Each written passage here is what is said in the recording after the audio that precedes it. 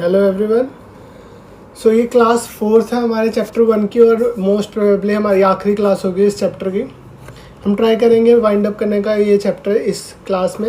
And again पिछली class की तरह ये क्लास में भी जो पढ़ाया जाएगा वो पेपर के पॉइंट ऑफ व्यू से बहुत इंपॉर्टेंट है। पहली 2 क्लासेस जो पढ़ाई गई थी वो बेसिक के पॉइंट ऑफ व्यू से बहुत इंपॉर्टेंट थी और ये पेपर के पॉइंट ऑफ व्यू से बहुत इंपॉर्टेंट है। पिछली क्लास में हमने कहीं ना कहीं इंडस्ट्री का मतलब समझ लिया था। इस क्लास में हम कॉमर्स पे आएंगे। ये चार्ट आपको याद होगा, एक मिनट, ये चार्ट आपको याद होगा जिसमें हमने ये पोर्शन कर लिया था, राइट। ये कॉमर्स वाला पोर्शन बाकी था, ठीक है। आज हम वो करेंगे। कॉमर्स क्या होता है एक नॉर्मल लैंग्वेज में? कॉमर्स को क्या, कॉमर्स किसको बोला जाता है? एक मिनट, एक नॉर्मल लैंग्वेज में कॉमर्स क्या होता है आपको मैंने बताया। कॉमर्स इज़ लाइक जब इंडस्ट्री में वो चीज़ें बन गई, कोई चीज़ बन गई इंडस्ट्री में, तो उसके बाद जो बाकी प्रोसेस होता है एक्सचेंज का और पैसों वगैरह का, वो सारा कॉमर्स कहलाता है। कॉमर्स के 2 पार्ट्स में इन्होंने बाइफरकेट किया गया है, trade and auxiliaries to trade. एक सिंपल लैंग्वेज में बताता हूँ। ट्रेड इज सिंपली गुड्स का buying and selling, and auxiliaries to trade में हो जाता है, इसमें हो जाता है जो चीज़ें सपोर्ट करती हैं इस बाइंग एंड सेलिंग को, जैसे कि बैंकिंग, जैसे कि हमने इंडस्ट्री में बात है टर्शरी सेक्टर, वैसे ही इसमें हो जाता है कि buying and selling, banking auxiliaries to trade में। फिर उसके बाद पैकेजिंग, मार्केटिंग। एक घी का डब्बा नॉर्मल है, ट्रांसपेरेंट बॉक्स, और एक है घी का डब्बा विच बहुत सुंदर सा अट्रैक्टिव कलर्स बने हुए हैं, उसमें लिखा हुआ है ऐसे घी। तो हमारा ऐसे मान्यता, हम एक बार को देख के ना हम इस पे ज़्यादा अट्रैक्ट होंगे। That's packaging and marketing at the same time, right. तो अब हम पढ़ते हैं इस पॉइंट को। बंद हो गया, एक सेकेंड, कहाँ थे हम? कॉमर्स पे।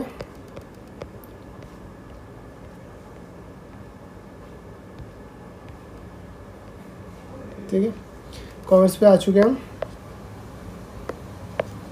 ठीक है। अब जो भी हम पढ़ रहे हैं, मैंने आपको लास्ट क्लास में बताया कि बहुत इंपॉर्टेंट है एग्जाम पॉइंट ऑफ व्यू से, ठीक है।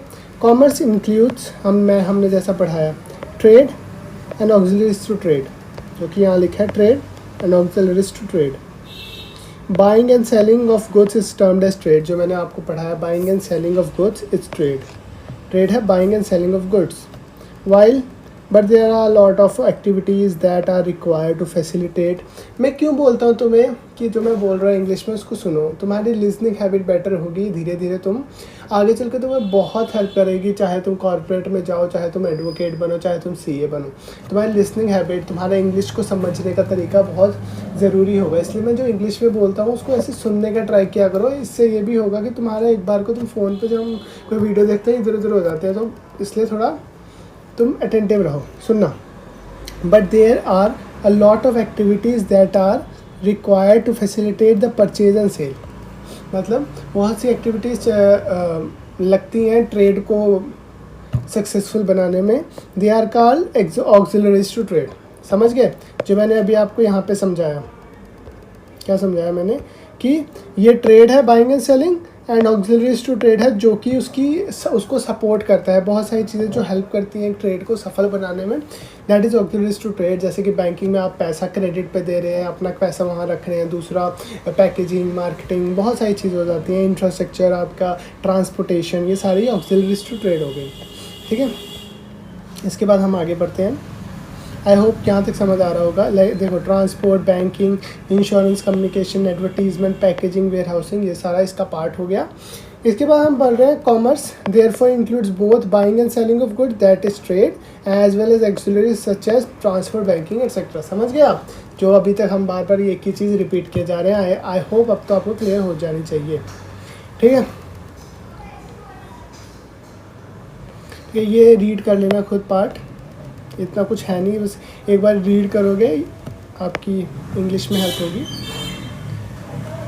Trade and auxiliaries to trade, जो हम तब से बात कर रहे हैं, ठीक है। ये देखो, चार्ट को ध्यान से देखना। Trade and auxiliaries to trade ये तो समझ आ गया। ट्रेड में कहाँ क्या बोला है, इंटरनल होता है ट्रेड और एक्सटर्नल होता है ट्रेड। इंटरनल मतलब डोमेस्टिक, लाइक इंडिया में एक स्टेट से दूसरी स्टेट, अपने ही एक ही सिटी में एक सिटी से दूसरी सिटी में। एक्सटर्नल मतलब बाहर भेजना, बाहर वाले देशों को भेजना और बाहर वाले देशों से ख़रीदना, ठीक है। इंटरनल में आ जाता है होलसेल रिटेल, जो मैंने समझाया था ना कि पहले मैन्युफैक्चर होता है, फिर सीधे दुकानों पे नहीं आता, होलसेलर्स के पास आता है, डिस्ट्रीब्यूटर्स के पास आता है, उसके बाद रिटेलर मतलब दुकानदार, फिर कस्टमर पर जाता है। मैंने समझाया था ना, वही बात कर रहा, होलसेल फिर रिटेल। ये इंटरनल वाले पार्ट होंगे। एक्सटर्नल वाले में लिखा हुआ है इंपोर्ट एक्सपोर्ट, जो बताया था मैंने लास्ट क्लास में कि इंपोर्ट मतलब सामान लाना बाहर की कंट्री से, एक्सपोर्ट मतलब सामान बेचना बाहर की कंट्री को। एंड एंटरपोर्ट क्या होता है, आपको यहाँ से ज़्यादा इजीली समझ आएगा, एकदम इजी लैंग्वेज में इसमें लिखा था।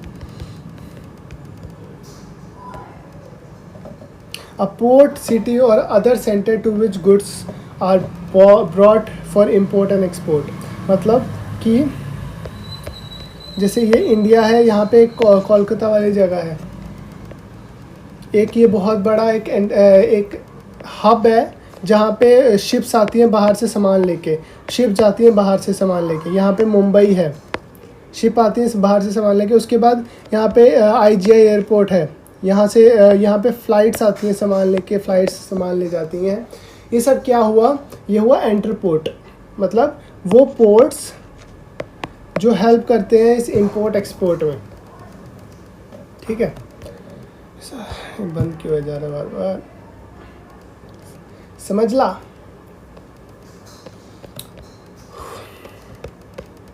तुमने ना बस मैं जो बोल रहा हूँ वो भी एक बार को ना तुम्हें ऐसे हवा में नहीं लेना, उसको सुनते जाना है, ताकि पेपरों में कुछ भी भूले तो तुम इंग्लिश में कन्वर्ट करके उसको आराम से बना लो। समझ गए?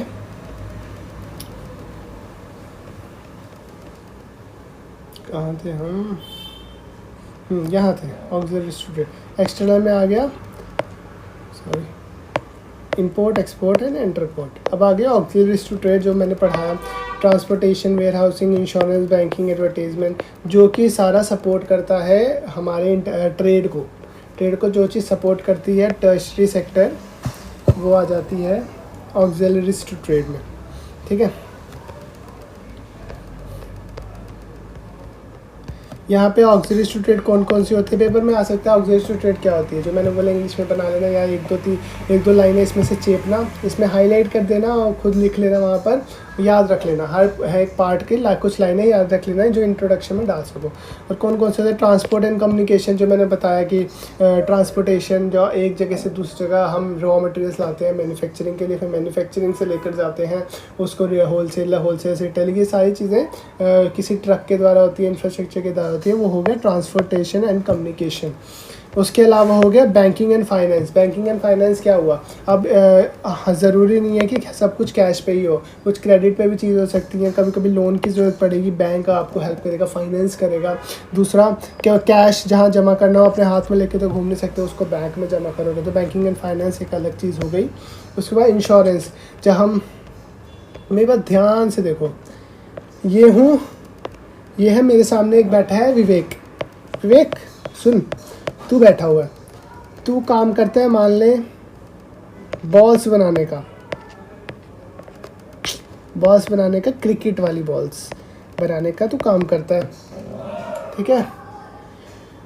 अब तू ये भेज रहा है, तू यहाँ भेज रहा है, अमेरिका भेज रहा है शिप से, ठीक है। ये तो शिप से भेज रहा है, यहाँ पहुँचेगा अमेरिका।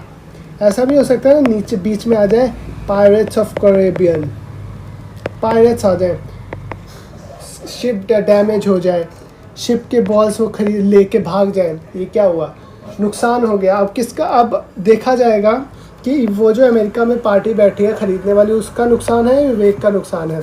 उसके लिए इंश्योरेंस कंपनीज बीच में आती हैं, जो भी इंश्योरेंस की टर्म्स होगी उसके हिसाब से इंडेमनिटी होगी। इंश्योरेंस मतलब इन बॉल्स का इंश्योरेंस किया जाएगा कि अगर ये बीच में खो गई तो इंश्योरेंस कंपनी पैसा देगी, उसको प्रीमियम देता है विवेक फिर, ठीक है। वो आ गया इंश्योरेंस। रिस्क ऑफ लॉस और डैमेज के लिए। फिर आता है वेयर हाउसिंग। वेयर हाउसिंग क्या होता है, मैंने अभी तुम्हें लास्ट पेज पे वो मिट गया शायद, वो समझाया था आपको कि मैन्युफैक्चरर्स के बाद वेयर हाउस में जाता है। वेयर हाउस मतलब जहाँ पे बहुत सारा पार्ट में जमा होता है। जब ये आपको क्या लगता है, जब ये अमेरिका पहुँचेगा तो सिर्फ एक ही पहुँचेगा, एक विवेक का, अंकुर का, साक्षी का, शिवानी का, बहुत सारे लोगों के ये सारे पहुँचेंगे सामान। तो ये वहाँ पे एक वेयर हाउस होगा जहाँ पे ये सारी चीज़ें जमा होंगी, और जो जिन जिन के ये होंगे वो अपना अपना बिल लाएंगे और लेके चले जाएंगे। वो वेयर हाउस है जो चीज़ें जमा करते हैं। They are held in stock उनका रखता है, और जैसे जैसे लोग आते हैं उनको देता जाता है।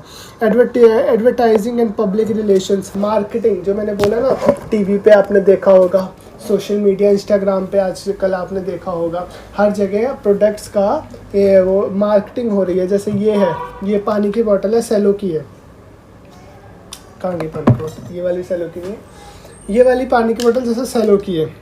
सेलो का नाम आपको कैसे पता? ज़रूरी नहीं है कि हर बच्चे ने इसकी बोतल ली होगी, लेकिन हर बच्चे को इसका नाम पता है। क्यों? मार्केटिंग की वजह से। एडवर्टीजमेंट एंड मार्केटिंग ऐसे ही ट्रेड में हेल्प करता है, लोगों तक बात पहुंचाएगा।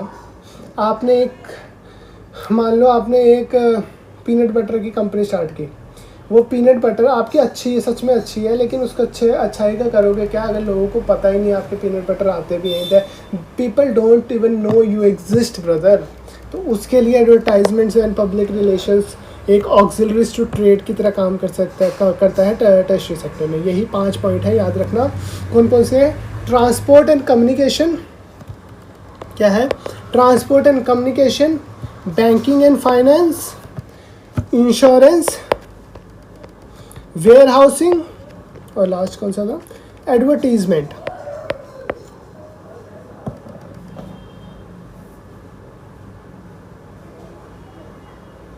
ठीक है, कुछ भी बना लेना इसका। तो ये 5 पॉइंट्स हैं जो कि हम बात कर रहे हैं किसके? Trade and auxiliaries to trade के। उसके बाद हम नेक्स्ट पे आते हैं, ऑब्जेक्टिव्स ऑफ बिजनेस।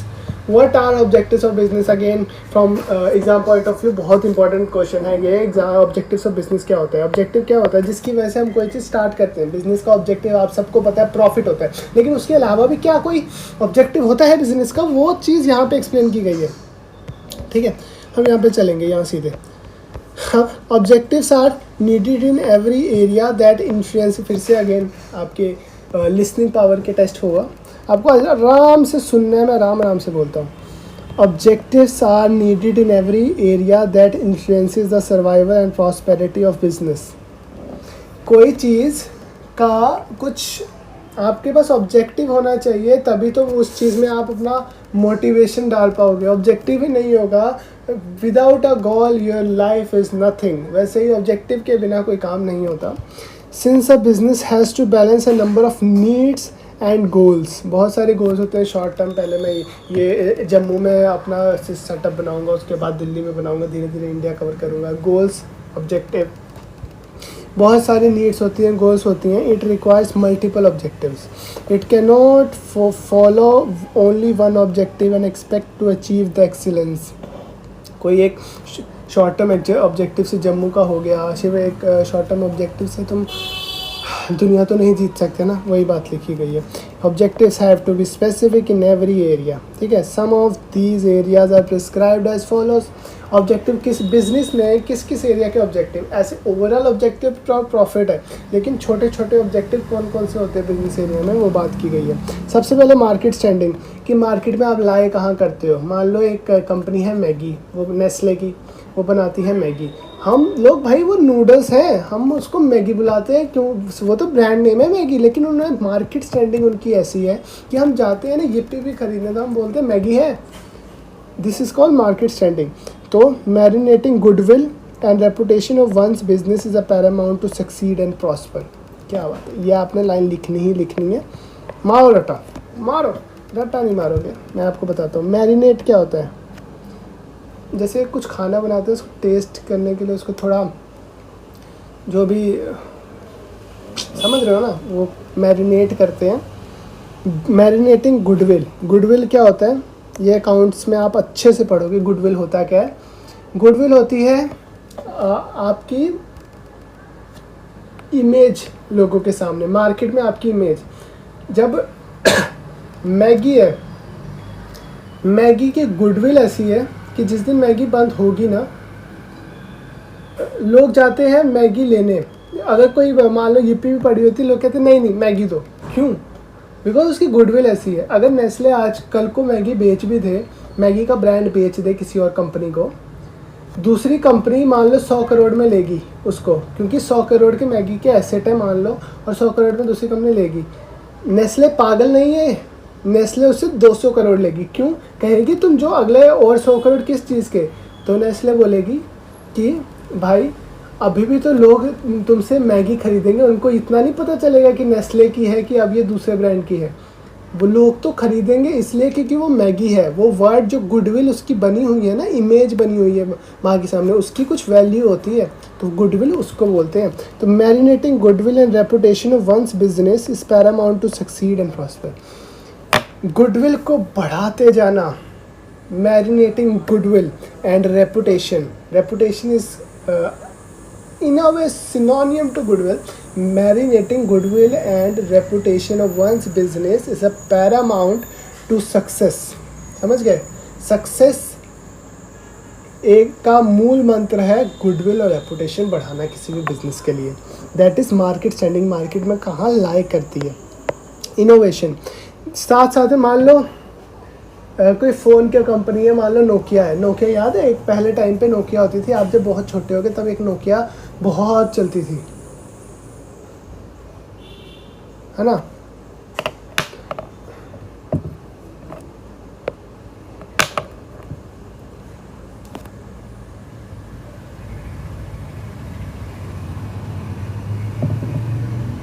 उस समय नोकिया का बिजनेस बहुत चलता था, आपको याद होगा। तो नोकिया का क्या हुआ, वो साथ में इनोवेशन नहीं ला पाए। इनोवेशन मतलब रिसर्च एंड डेवलप नहीं कर पाए। उन्होंने विंडोज़ फ़ोन निकाला था अपना, बट वो साथ में एंड्रॉयड के साथ मैच नहीं कर पाए, इसलिए डूब गए। तो इनोवेशन साथ ही साथ में मेजरली मैगी जैसी कंपनी में तो इनोवेशन का इतना पार्ट नहीं है, लेकिन जो ये टेक्नोलॉजी स्पेसिफिक जो सेक्टर्स हैं इनमें बहुत पार्ट है।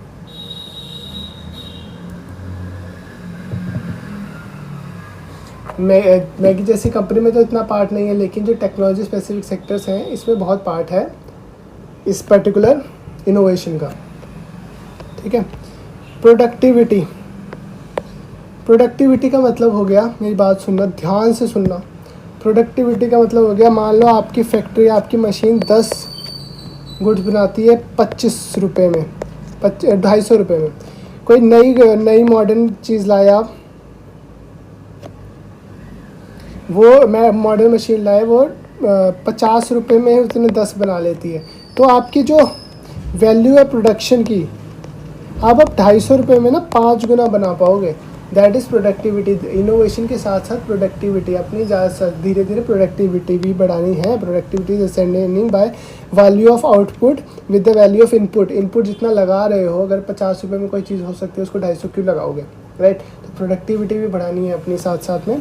That is foremost step for objective of business. Objective सिर्फ प्रॉफिट अर्निंग नहीं होता, शॉर्ट ऑब्जेक्टिव प्रॉफिट अर्निंग को ले जाते हैं कि और एक मार्केट स्टैंडिंग मतलब आपकी रेपुटेशन कैसी है, दूसरा इनोवेशन, आप रिसर्च एंड डेवलपमेंट में कितना पैसा खर्च रहे हो, तीसरा प्रोडक्टिविटी, चौथा physical and financial resources. What do you mean by physical and financial resources. अब बैंक यहाँ पे आ जाते हैं, आपके बैंक की आपके पास कितना सरप्लस में आपके रिसोर्सेज हैं, आपकी सप्लायर्स के साथ कितनी बनती है, सप्लायर जो सामान बेचते हैं जिससे आप चीज़ें बनाते हैं, सप्लायर्स के साथ रिलेशंस कैसे हैं, आपके पास कैश रिच कंपनी है कि नहीं। आपकी कैश रिच का मतलब आपके पास सब कुछ उधारी पे तो नहीं चल रहा, आपके पास ऐसा कैश है कि अगर आपका उधारी वाला पैसा ना दे तो आप चल पाओ। That is financial resource and physical resources सही से जमा करके रखना इज ऑल्सो है objective of business. That earning profits, ये तो आपको पता ही है, प्रॉफिट अर्न करना is the foremost objective of the business. Then social responsibility, एक बहुत प्यारी लाइन है, क्या, that business takes birth in society so it's obliged towards the society. मतलब बिजनेस पैदा होता है सोसाइटी में तो उसका कुछ कर्तव्य बनता है सोसाइटी की तरफ। इसके लिए आता है सोशल रिस्पॉन्सिबिलिटी। आजकल गवर्नमेंट बड़े स्केल पे तो जो बड़ी कंपनीज होती हैं उनको कॉर्पोरेट सोशल रिस्पॉन्सिबिलिटी के रूप में कर भी देना पड़ता है 2% का अपने प्रॉफिट पे। तो social responsibility refers to the obligation of business firm. कह रहे सिर्फ प्रॉफिट नहीं, जहाँ पे हो ना तुम सोसाइटी को, उसको भी देखो। आजकल ना बहुत ज़्यादा ये चीज़ हो गई है कि गवर्नमेंट बढ़ावा देती है उस कंपनीज़ को। लोग भी आजकल इतने हो गए हैं अवेयर कि उस कंपनी को बढ़ावा देते हैं जो सोसाइटी के लिए कुछ कर रही है। जिस कंपनी, जैसे चाइना वाली कंपनियां बंद हुई, क्यों? सोसाइटी को खतरा हो सकता था उससे। That is social responsibility. तो हमने ये पढ़ लिया कि ऑब्जेक्टिव्स, वैसे तो मेन प्रॉफिट है, बाकी छोटे मोटे मिला के एक तो अर्निंग प्रॉफिट मेन है। उसके अलावा फिजिकल एंड फिनेंशियल रिसोर्सेज कितने आपके पास, प्रोडक्टिविटी कैसी है, social responsibility, innovation, market standing, reputation कैसी है, ये सारे मिला के आपका बनाते हैं objectives of business. Then they comes the business risk. Risk क्या होता है? मैंने आपको रिस्क बताया था, possibility of loss is the risk. मतलब हमेशा बिजनेस में तो हमेशा रिस्क रहेगा ही, possibility of loss is the risk. Refer to the possibility of inadequate profits और even losses due to uncertainties और अनएक्सपेक्टेड इवेंट्स। कुछ कोरोना जैसा कोई इवेंट आ गया, लॉस हो गया, अनसर्टेन हो गया, चीज़ें ये होती है बिजनेस रिस्क। पॉसिबिलिटी हमेशा है इसकी।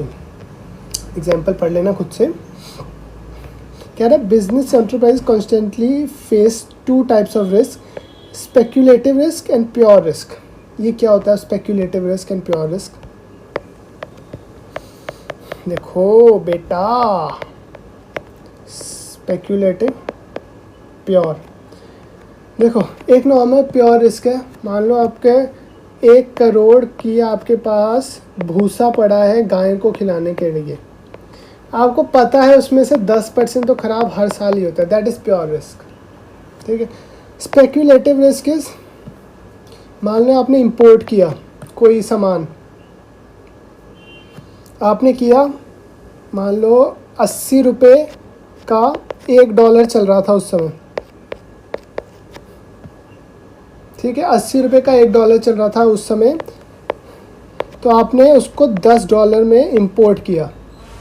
आपको तो आपने सोचा होगा आपको 800 रुपये लगेंगे, यही करोगे ना, 1 × 80, 10 × 80, आपको लग रहा होगा आपको 800 रुपये लगेंगे। लेकिन क्या हुआ, मार्केट में कुछ फेरबदल हुआ, $1 की कीमत 90 रुपये हो गई।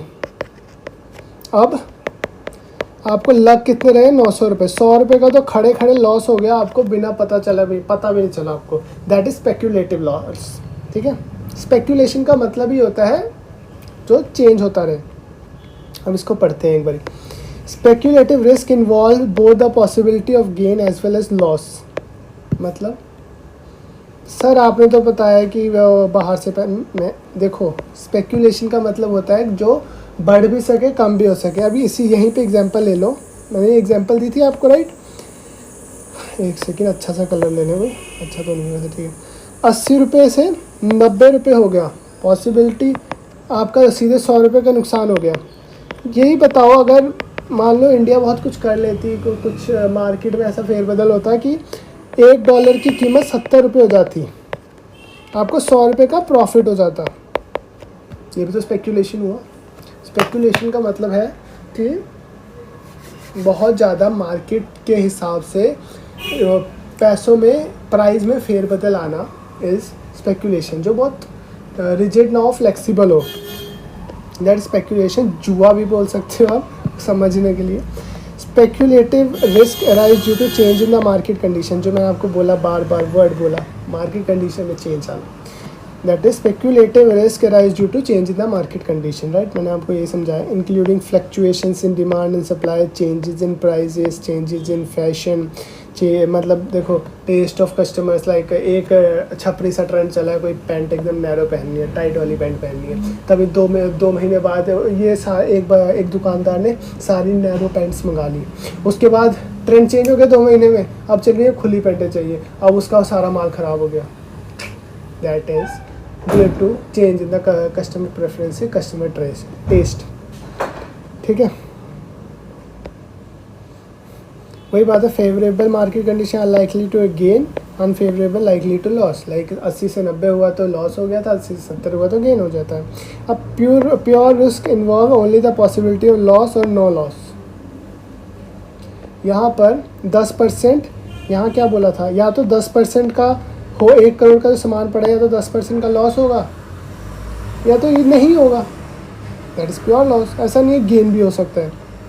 मूल मंत्र याद रखो। एग्जाम्पल तो आपने समझ लिया, मेरे को इतना समझ आ गया कि आपको समझ आ गया होगा स्पेक्यूलेटिव और प्योर रिस्क। बस इतना समझ लो, स्पेक्यूलेटिव में ना प्रॉफिट भी हो सकता है, लॉस भी हो सकता है, एंड प्योर में लॉस होगा या तो नहीं होगा। ठीक है, अब नेचर ऑफ बिजनेस रिस्क पढ़ लेते हैं, पेपर के हिसाब से बहुत इंपॉर्टेंट है। Nature of business risk, risk is an essential part of every business. Nature कैसा है, एसेंशियली किसी भी बिजनेस में रिस्क तो हमेशा इन्वॉल्व रहेगा, क्योंकि पैसे लगे हैं बहुत ज़्यादा। ठीक है, business risk arise due to uncertainties, और ये होता क्यों है, एसेंशियल जो चीज़ें तुमको पॉइंट्स याद रखेंगी ना, वो मैं नीचे ब्लू लाइन कर रहा हूँ। जैसे इसमें एसेंशियल आपको याद रखेगा कि रिस्क जो है एसेंशियल पार्ट है बिजनेस का। दूसरा अनसर्टेनिटी, ये होता क्यों है, क्योंकि अनसर्टेन सिचुएशन होती है। अगर सब कुछ सर्टेन हो, सब कुछ आपको पता होने क्या वाला है, तो रिस्क कभी होगा ही नहीं, आपको लॉस कभी होगा ही नहीं। ठीक, degree of risk degree of risk depends mainly upon the nature and size of business. Nature and size of business, जितना बड़ा बिजनेस उतना ज़्यादा रिस्क, जितना ज़्यादा पैसा लगाया उतना ज़्यादा रिस्क। अगर आप इंपोर्ट एक्सपोर्ट में रहते हो उतना ज़्यादा, अगर आप स्टॉक मार्केट में ट्रेड करते हो, एक दूसरा बंदा नॉर्मल लैंड में ट्रेड करता है, तो ज़्यादा रिस्क होगा किसको, स्टॉक मार्केट वाले को। तो nature of business, profit is earn and profit is the reward for the risk.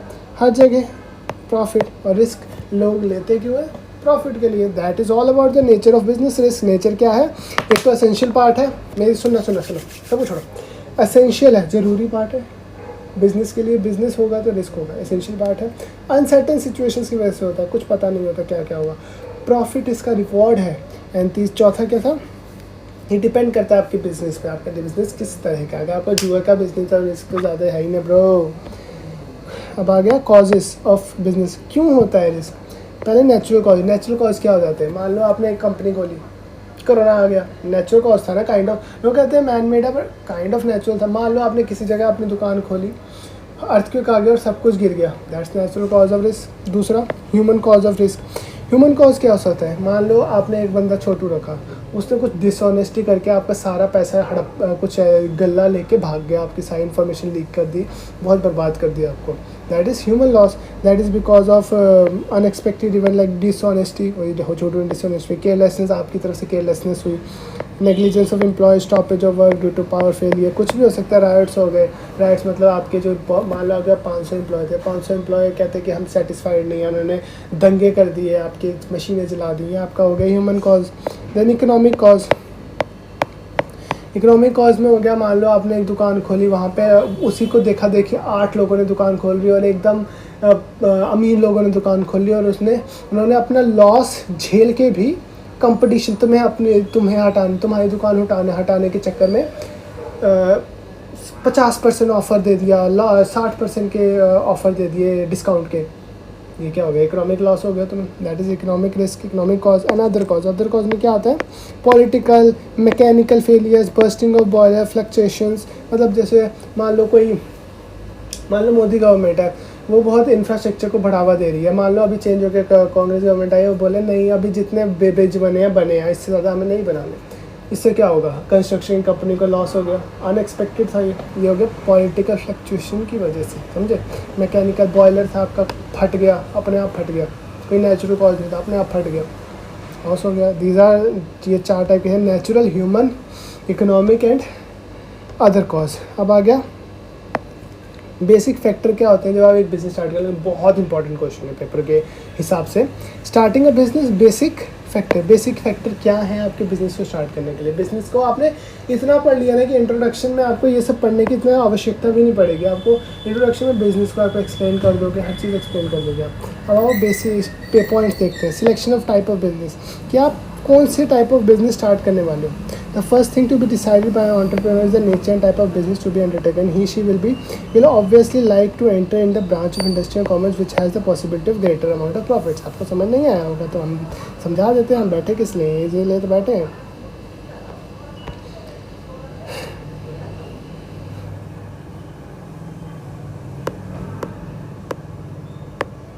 मान लो राहुल है, राहुल भाईजान दिख नहीं रहा होगा, इसने बोला मैं कोई बिज़नेस करना चाहता हूँ। तो मैंने बोला यार भाई तेरे पास पैसा कितना है, तू कितना रिस्क ले सकता है, सबका रिस्क एपेटाइट अलग होगा। तो चाहता क्या है, बहुत ज़्यादा अंधा पैसा, यार ठीक है चल जाए सब कुछ। तो क्या मतलब तू किस फॉर्म में चाहता है बिजनेस, एक नॉर्मल दुकान खोलना चाहता है कि बड़ी कंपनी खोलना चाहता है, सोल प्रोप्राइटरशिप चाहता है, पार्टनरशिप चाहता है, ये कंपनी कॉर्पोरेट बॉडी कॉर्पोरेट चाहता है, स्टॉक मार्केट चाहता है, क्या चाहता है? ठीक है, उसमें सबसे पहला क्वेश्चन है selection of type of business, मतलब कि नेचर कैसा होगा बिजनेस का जो तू खोलना चाहता है।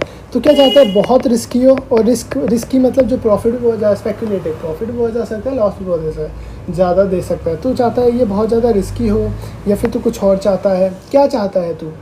वो चीज़ आ जाएगी selection of type of business समझने की। वही बात लिखी है, select the first thing to be decided. अब फिर से इंग्लिश सुनना। द फर्स्ट थिंग, पहली चीज़ जो आपको डिसाइड करनी है वो ये है कि आप किस टाइप का बिज़नेस चाहते हो। किस टाइप का मतलब क्या है, कौन सी ब्रांच में जाना चाहते हो इंडस्ट्री और कॉमर्स की, आप सर्विस देना चाहते हो, आप गुड्स देना चाहते हो, आप क्या करना चाहते हो, आप रिस्क ज़्यादा लेना चाहते हो, आप कम लेना चाहते हो। ये सारी चीज़ें बात करती हैं आपको selection of type of business. The decision will be influenced by the customers requirements in the market and so kind of technical knowledge। मान लो आप सीए हो, तो आप सर्विस देना चाहते हो सीए की, आप ऐसा तो नहीं डॉक्टर बन जाओगे, आपको काइंड ऑफ क्वालिफिकेशन। दूसरा, आप सीए हो, आप सीए यहाँ पे कोई है ही नहीं बिजनेस, सीए करेंगे क्या आप यहाँ बन के, टैक्स कोई देता ही नहीं है मान लो यहाँ पे, तो क्या करोगे यहाँ पे। टाइप ऑफ कस्टमर्स भी एक बहुत ज़रूरी पार्ट हो गए। तो कुछ वर्ड्स जो याद रखने, कस्टमर को लेके, अपनी नॉलेज, खुद की नॉलेज क्या है आपको वो लेके, रिस्क को लेके क्या रिस्क एपेटाइट है, उसके हिसाब से आपको डिसाइड करना है कि सिलेक्शन ऑफ द बिजनेस आपका कैसा होगा। दूसरा होगा साइज़ ऑफ बिजनेस। दूसरा, किस स्केल पे स्टार्ट करना चाहते हो, क्या एक दुकान खोलना चाहते हो, या फिर अब एक बड़ा बिजनेस खोलना चाहते हो, एक बड़ा हब खोलना चाहते हो, क्या जितना पैसा है आपको उतना साइज़ खोलना।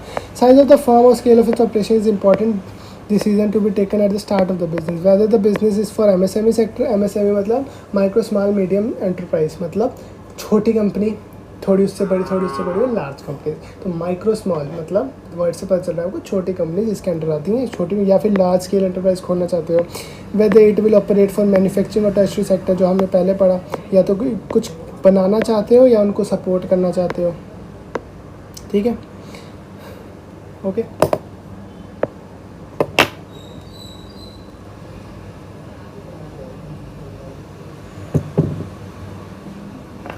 यही चीज़ें हैं। फिर लोकेशन ऑफ द बिज़नेस, कहाँ पे करना चाहते हो, किधर आप मान लो आपको कुछ करना है जिसमें पानी बहुत लगता है, तो नदी किनारे करो, कोई नदी के पास हो, आपका बैंक हो, वहाँ करो।